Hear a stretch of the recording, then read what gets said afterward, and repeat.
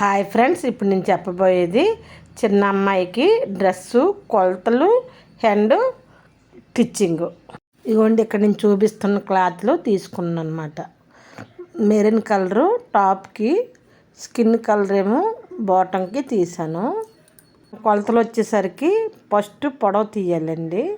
పొడవు వచ్చేసరికి చిన్న పాప కదా 26 వచ్చింది. తర్వాత షోల్డర్ తీసుకోవాలి. షోల్డర్ వచ్చేసరికి 11 వచ్చిందండి.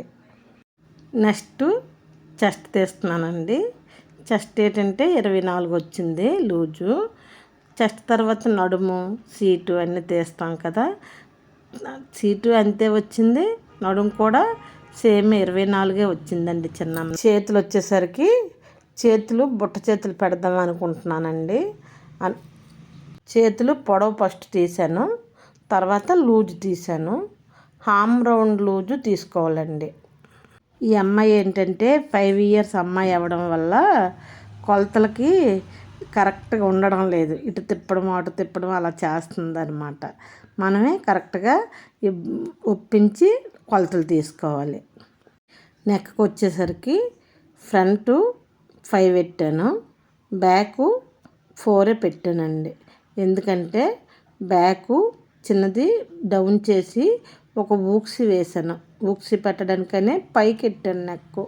ఇప్పుడు తీస్తున్న కొలతలు అయితే పటియాలు ఇవ్వండి. ఈ పటియాల కొలతలు ఎలా తీసుకోవాలంటే ఎక్కడ కడతామో అక్కడ పట్టుకొని భూమికి తాకేటట్టు కొల తీసుకోవాలి. ఈ కొల 23.5 వచ్చింది పొడవు.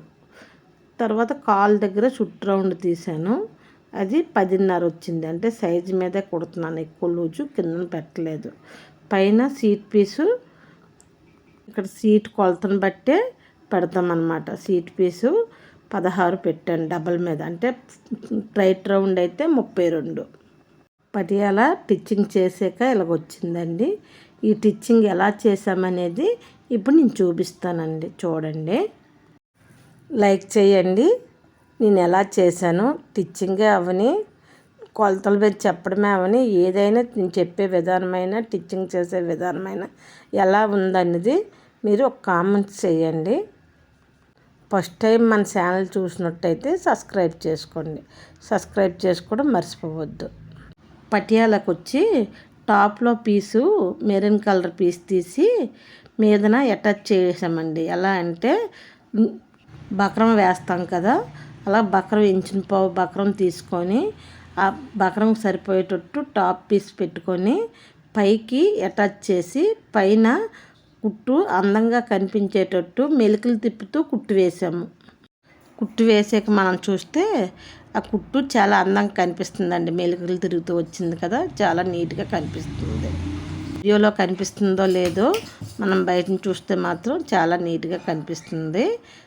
సీట్ పీస్కి వచ్చేసరికి ఎలాస్టిక్ వేసాం. చిన్నపిల్ల కదా, మరి లాడ అయితే కట్టుకోలేదు కదా, అందుకని సీట్ పీస్కి ఎలాస్టిక్ వేసాను.